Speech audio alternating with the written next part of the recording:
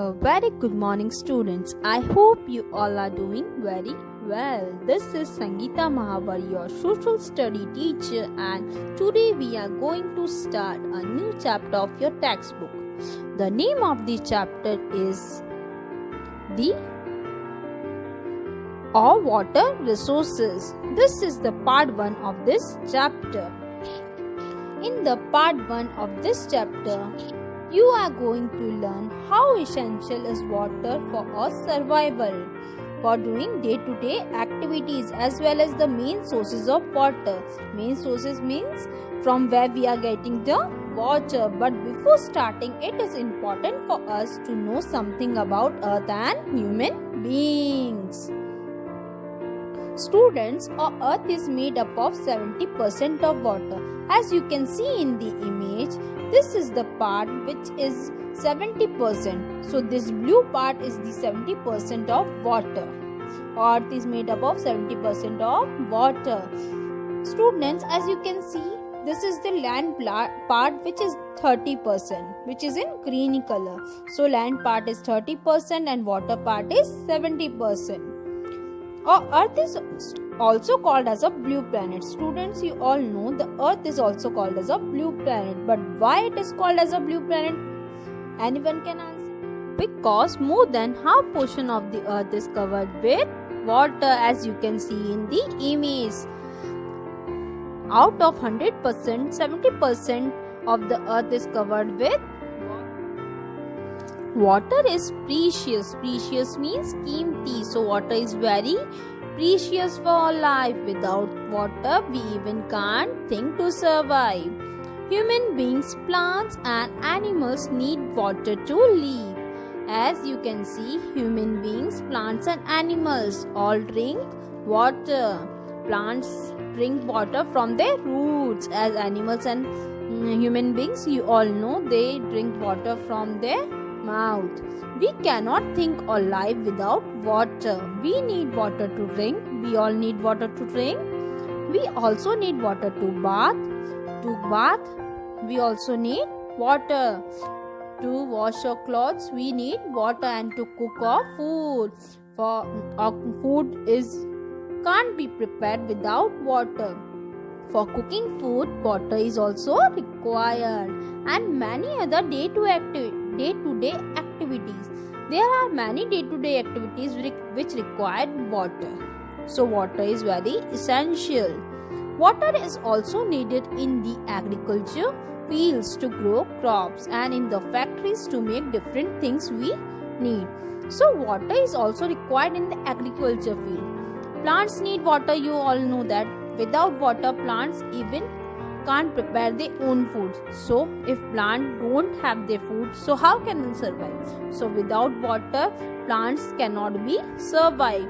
So for growing crops or plants, water is required. For making something in the factories, anything the factories is making, they also required water in a raw material. How do we use water? Now the main thing that there are many ways in which we use water. So how do we use water? We use water as a part of drinking, bathing, washing our dishes, washing our clothes, bathroom, cooking food, growing the food, lawns in our gardens, industries for making things, and for recreation. Main sources of water. Now we will come to sources. Sources means that from where we are getting the water. So water is a natural resources. Natural resources, that means water is we are getting from the nature. So anything that we are getting from nature are called as natural resources. Fresh water on the earth gets renewed whenever it's rain. What is the meaning of fresh water? Fresh water means water which can be renewed or can be used one after another. So rainwater can be renewed. About 3/4 of the earth's surface is covered with water. As you can say, 70% of part of the earth's surface is made up of it water. So 70%, that means 3/4 part of the earth's surface is covered with water. On the earth, water is found in oceans, seas, base in saline in taste. Water is found in oceans and seas. So ocean and sea water is saline in taste, that means salty in taste, and cannot be used for domestic purpose. Ocean and sea water cannot be used for domestic purpose or farming purpose because it is very salty. It contains salt in a very large quantity. There are many rivers in our country. Rainfall is the greatest natural source of water.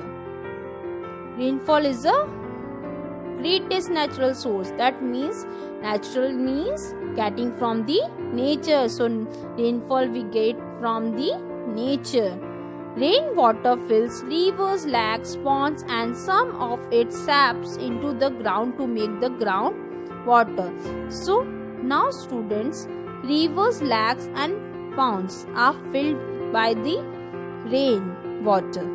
Okay, so this rainwater then goes to the ground in the soil. So that water is called as ground water. Sources of the water. There are two main sources of the water. One is the surface water and another one is the groundwater. So students, now you are thinking, what is surface water?